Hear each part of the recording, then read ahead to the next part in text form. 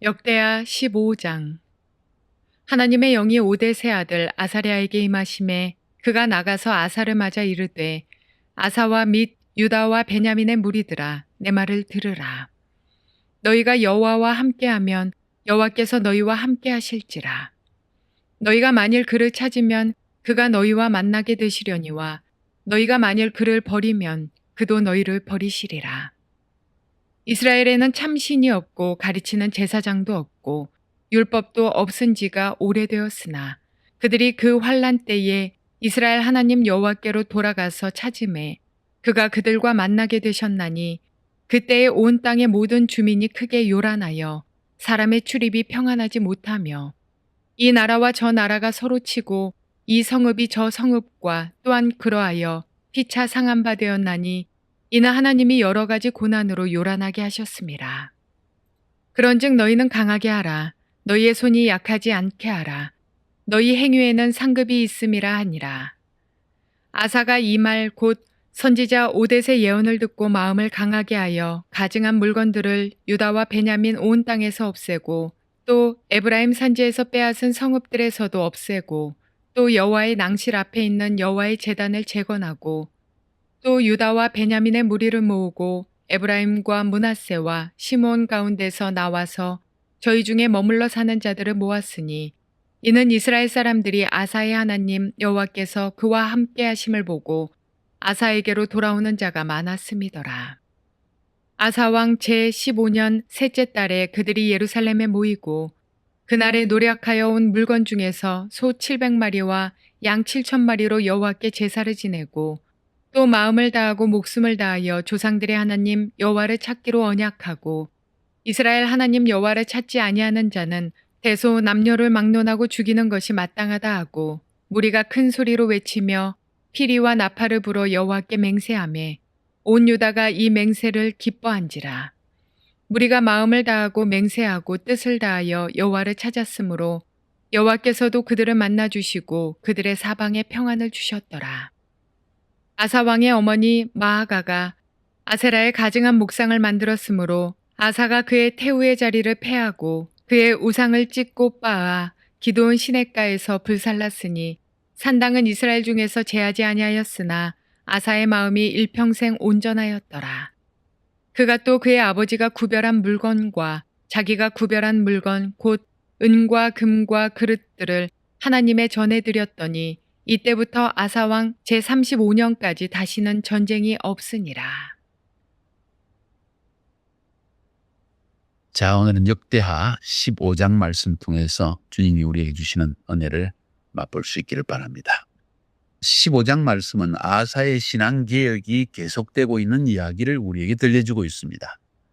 14장, 15장, 16장 3장에 걸쳐서 아사 왕이 41년 동안 유다의 왕으로 통치를 했는데, 41년이란 긴 기간 동안 통치를 할 수 있었던 이유는 아사 왕이 그가 왕이 되었을 때부터 여호와 하나님을 찾기 시작했다는 것.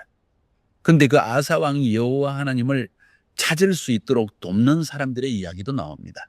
오늘 성경에 보니까 선지자 오뎃이라는 사람이 있고 그 아들 아사랴, 아마 이 집안 사람들이 왕에게 굉장히 큰 역할을 했던 것 같아요. 아마 대개 그 당시의 선지자들, 제사장 출신들이었습니다. 왜냐하면 그들이 레위 지파였고 하나님의 말씀을 맡은 자들이었기 때문입니다. 여호와를 경외하는 왕은 항상 자기 옆에 제사장을 두어서 그 제사장이 자기에게 율법을 가르치고 했다는 거예요. 아사 왕이 41년이란 긴 통치 기간을 가졌던 것, 하나님의 축복인데, 그 축복이 있었던 이유는 이 아사 왕이 여호와 하나님을 찾는 왕이었다는 거예요. 찾는 왕이었다는 걸 볼 수 있는 것이 바로 신앙개혁을 한 걸 통해서 알 수가 있습니다. 15장에서는 계속적으로 아사 왕이 신앙개혁을 한 것을 이야기하고 있습니다. 연대적으로, 시간적으로 보면은 14장에서 볼 수 있는 것처럼 아사가 왕이 됐을 때 10년간 평안했더라 하는 표현이 14장에서 나옵니다. 왜?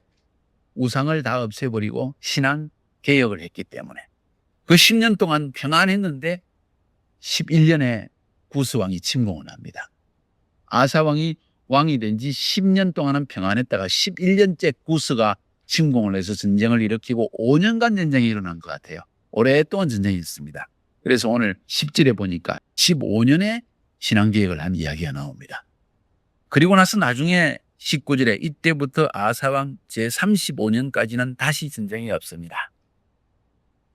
아사왕이 41년 통치를 했는데 처음 10년간 신앙개혁을 하니까 하나님이 평안함을 주셨고 11년째 구스가 쳐들어와 가지고 전쟁을 해서 15년까지 5년 동안 전쟁이 일어난 거예요.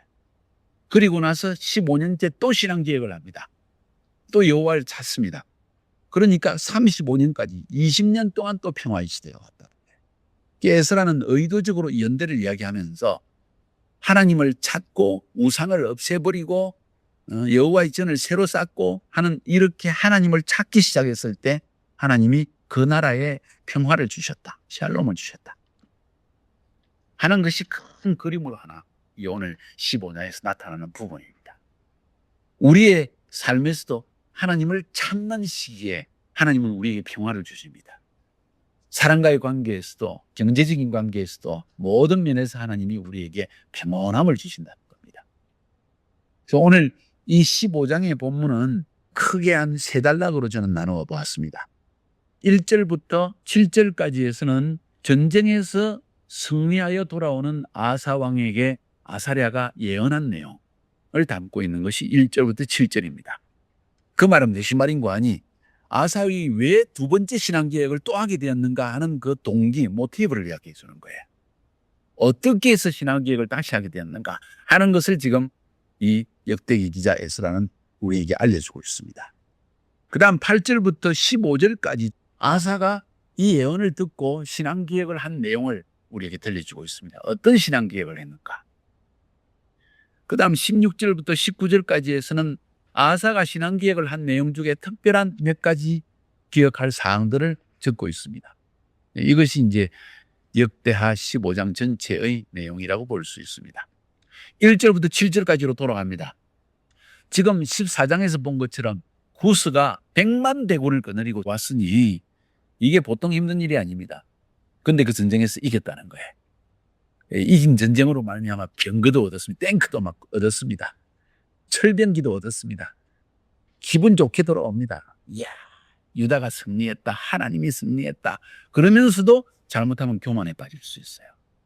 하나님의 도우심으로 하나님께 부르짖어서 이겼는데도 불구하고 이기고 나면 꼭 내가 잘해서 이긴 것 같은 마음이 들 수 있어요. 바로 그 순간에 하나님께서 선지자를 보냅니다. 오데시 아들 아사랴가 나타납니다. 그리고 예언을 합니다. 충고적인 예언을 합니다. 전쟁에서 승리하여 돌아오는데 왜 예언을 했을까? 두 가지 이유 때문입니다. 첫 번째 이유는 아사 왕이 전쟁에서 이기고 교만하지 않게 하기 위해서. 어떻게 해서 승리했는지, 왜 승리했는지를 다시 한번 기억시켜 주기 위해서. 두 번째로는 전쟁에서 승리하고 돌아올 때 아사 왕과 유다의 장군들, 유다 백성들 얼마나 기뻤을까요? 이 시기를 놓쳐서는 안 된다 하는 것이 아사랴의 이야기입니다. 신앙개혁을 계속해라. 전쟁 때문에 멈췄다. 또 어찌 보면 백성들이 힘들까 봐서 신앙개혁을 하다가 좀 중단한 부분도 있다. 계속해야 된다. 아직도 못한 신앙개혁이 있다. 아직도 우상을 없앨 부분이 있다. 아직도 너희들이 완전하게 거룩하게 되지 못했다. 하나님의 축복을 더 누리기 위해서는 좀 더 끝까지 절대 헌신을 해라 하는 의미에서 지금 하나님이 아사랴를 보내신 거예요. 이 아사랴가 한 이야기를 보면 제일 중요한 아사랴의 예언의 핵심이 뭘까요? 너희가 하나님을 찾으면 하나님이 너희를 만나게 주실 것이다.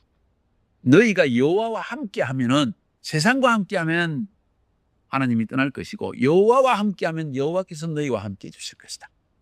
그런데 여호와를 버리면 하나님도 너희를 버릴 것이다. 아주 단순한 이야기예요. 하나님을 찾으라. 그러면 하나님이 함께해 주시고 만나 주신다. 그 말은 너희들이 하나님을 진정으로 마음을 다해 찾으면 그 기도를 다 들어주신다는 이야기예요.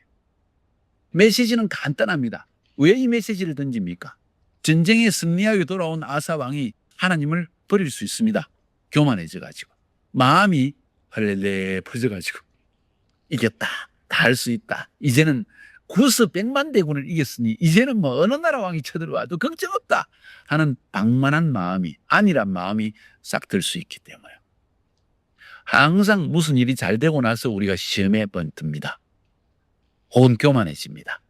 하나님은 그것을 막기를 원해서 아사랴 선지자를 보내주는 거예요. 그러면서 아사랴 선지자를 통해서 아사 왕을 가르칩니다. 뭘 가르칩니까? 하나님을 찾을 때 너희와 함께한 이야기를 이스라엘의 역사를 통해서 이야기를 하는 거예요. 이스라엘은 참 신도 없고 가르치는 제사장도 없고 율법도 없은 지가 오래되었으나 그들이 그 환란 때 이스라엘 하나님이 여호와께로 돌아와서 찾음에 그가 그들과 만나게 되셨나니 그때 온 땅의 모든 주민이 크게 일어나여 사람의 출입이 평안하지 못하며 이 나라와 저 나라가 서로 치고 이 성읍이 저 성읍과 또한 그러하여 피차 상한 바 되었나니 이는 하나님이 여러 가지 고난으로 요란하게 하셨습니다. 자, 지금 이스라엘의 역사를 이야기하는 거예요. 그죠? 이스라엘이 어느 시대에 이랬습니까? 사사시대예요, 사실은. 사사시대가 이스라엘 백성에게 굉장히 큰 교훈을 줍니다. 여호수아를 앞장 세워서 가나안 땅을 들어가서 여호수아가 북쪽으로 한번 전쟁, 남쪽으로 한번 전쟁해서 그냥 가나안 전쟁 끝내버렸습니다. 두 번 전쟁으로. 그리고 각 지파에게 땅을 나눠줘가지고 하나님이 주신 지파의 땅을 점령해라 하고 보냈는데 그냥 가서 점령 다 하지 않고 자기 집을 짓는 데 바빴던 거예요. 내 집 지어가지고 빨리 사는데 진짜. 하나님이 주신 비전의 그 성취를 위해서 달려가서 완전히 땅을 점령하기보다는 그리고 그 땅에 있는 모든 가나안 족속들을 우상을 없애고 몰아내고 하는 것보다는 내가 들어가서 그냥 빨리 사는 게 급급했던 거예요. 그러다 보니까 우상도 남아있고 그 땅의 민족도 다 아직 사라지지 않고 남아있다 보니까 그 사람들이 옆구리에 가시가 되어지고 괴롭힘이 되어지고 눈에 가시가 되어져서 괴롭히는 일들이 일어났습니다. 그러면서 그렇게 살다 보니까 이젠 우상 민족들과 같이 살게 되는 거예요. 이스라엘 민족이. 자기도 모르게 우상을 섬기게 되고 그 땅에 바알신, 아세라신, 밀곰신 온갖 신들을 다 섬기게 되는 겁니다. 그러다 보니까 여호와 하나님에 대한 신앙이 사라집니다. 성막이 어딘지도 모르고 그냥 방치되어졌어요. 사사시대는. 율법 없어졌습니다. 레위인들도 흩어져 가지고 레위인들이 자기 직분을 못했습니다. 그래서 사사기 이야기 보면 레위인들이 막 방황하는 이야기가 나옵니다. 이스라엘 백성들도 자기가 우상을 만들어 갖고 여호와 신을 섬기듯이 막 집에서 섬기고 이런 이야기가 나옵니다. 사사기에. 그 시대 이야기를 지금 하는 거예요. 신도 없었고 제사장도 없었고 율법도 없었다. 그래서 방황했다는 거예요. 그렇게 어려울 때 고난 중에 부러지니까 하나님이 또 응답해 주셨다. 떠나면 또 사라졌다. 그래서 너희들의 삶이 요란스러웠다. 이 말은 그냥 계속 혼란 속에 있었다. 고난 중에 있었다는 이야기입니다. 그 시대가 사사시대였다는 거예요. 그 뒤에 다윗 왕 이야기, 솔로몬 이야기는 빼놓고 이스라엘이 이런 역사를 겪었지 않느냐. 우리가 다시 그런 시대로 돌아가야 되겠느냐. 너희들 가운데 우상을 제해야 된다는 이야기예요. 그래서 그런즉 너희는 강하게 하라. 너희의 손이 약하지 않게 하라. 아니 지금 승리하고 돌아왔는데 뭐 약한 것처럼 이야기합니까? 그게 아니라 지금 전쟁에서 이겼지만은 전쟁하는 통에 우상 척결을 아직 다 끝까지 못했다. 신앙 개혁을 끝까지 못했다. 너희 손을 더 강하게 해라. 약하지 않게 해라. 너희 행위에 상급이 있다. 너희들이 우상을 제거하고 신앙 개혁을 했기 때문에 하나님이 너희에게 평화의 시대를 주셨다. 그 상급을 주셨지 않느냐.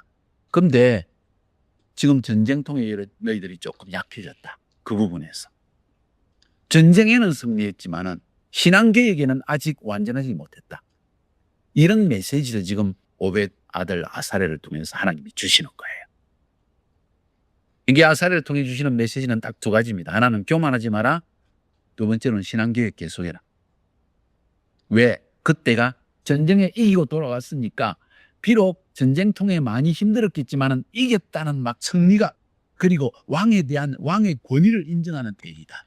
그때 왕이 그 권위를 가지고 하나님이 여호와 하나님을 믿는 신앙으로 더 밀고 나가야 된다는 거예요.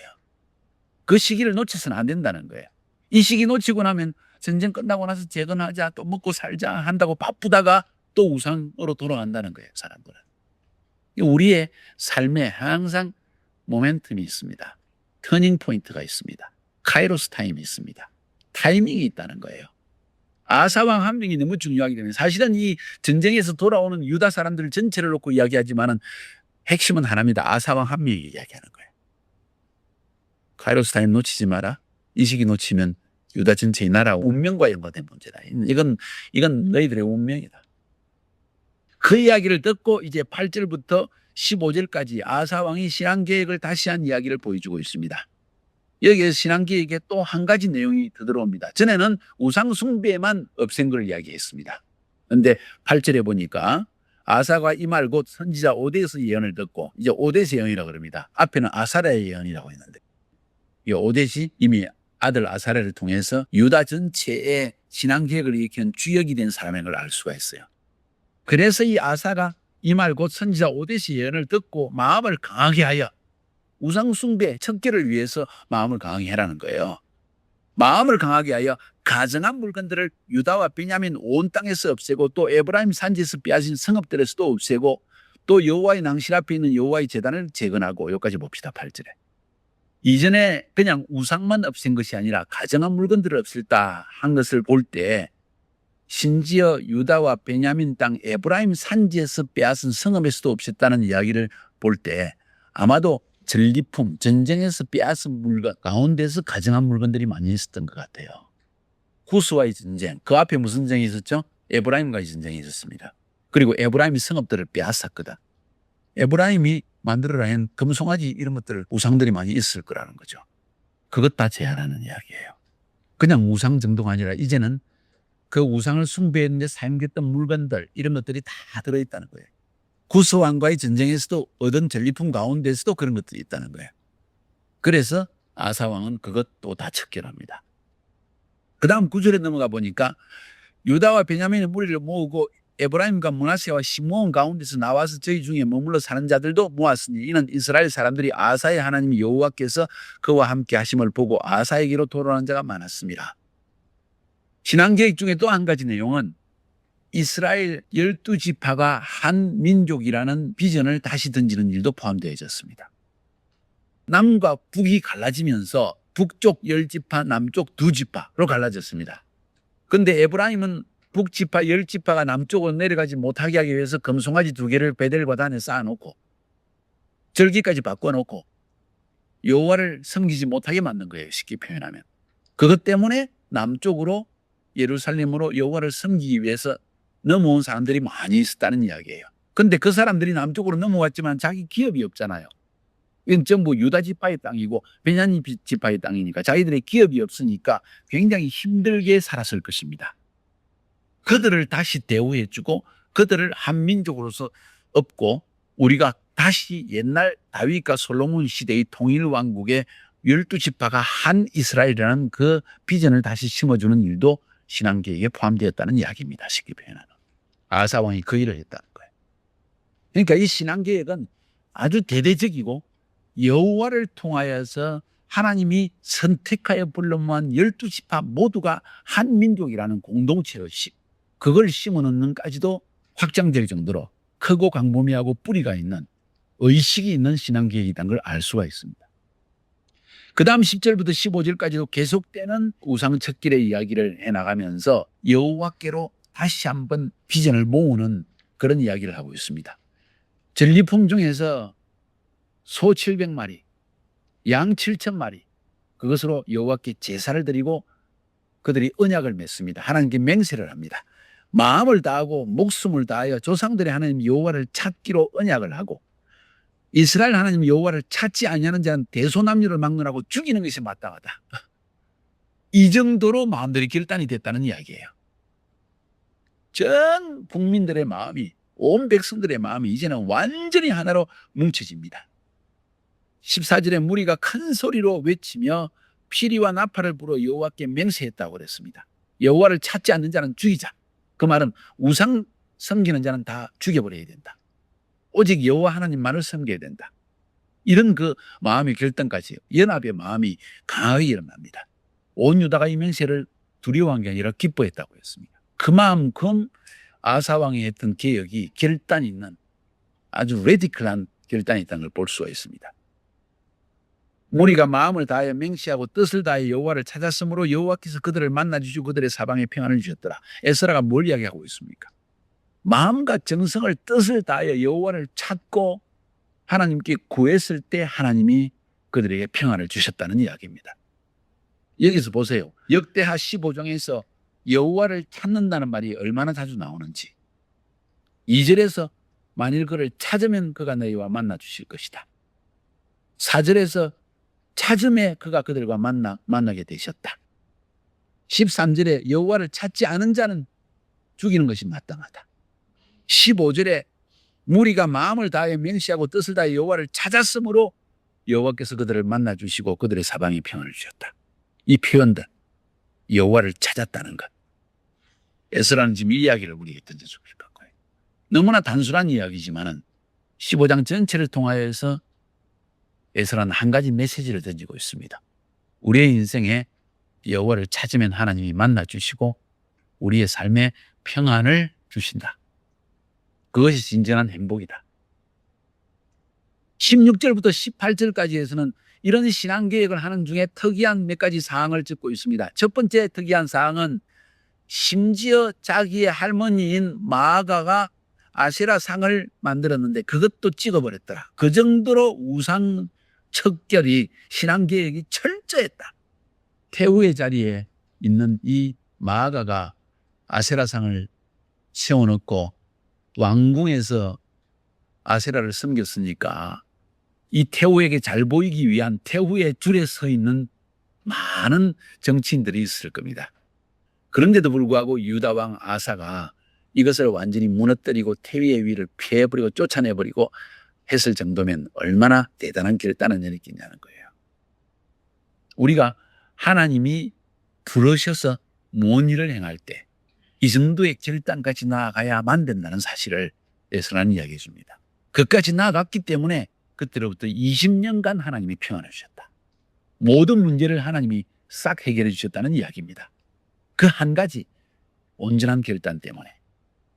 17절에 산당은 이스라엘 중에서 제하지 아니하였으나 아사의 마음이 일평생 온전하였더라. 이 우상 척결에 있어서 아사의 마음이 하나님께 온전했다는 이야기를 표현하면서 한 가지는 남쪽 유다에서도 끝까지 변하지 않은 것이 산당을 제하지는 않았다. 산당은 지금으로 보면 우상인데도 불구하고 그 당시에 남쪽 유다에서 아직 문화에 속한 일들이었어요. 왜냐하면 예루살렘 성전에 갈 수 없으니까 사람들이 자기 가까운 언덕이나 산에 올라가서 큰 나무 밑에서 그냥 신을 찾는 이런 그 문화적인 요소가 있었는데 그건 우상이라고 생각하지는 않았던 것 같아요. 그러니까 신상을 세우지 않았기 때문에 우상의 모양을 만들지 않았기 때문에 그건 우상이라고 생각하지 않았던 것 같습니다. 그래서 아사 왕 때도 산당은 아직 제하지 않았다.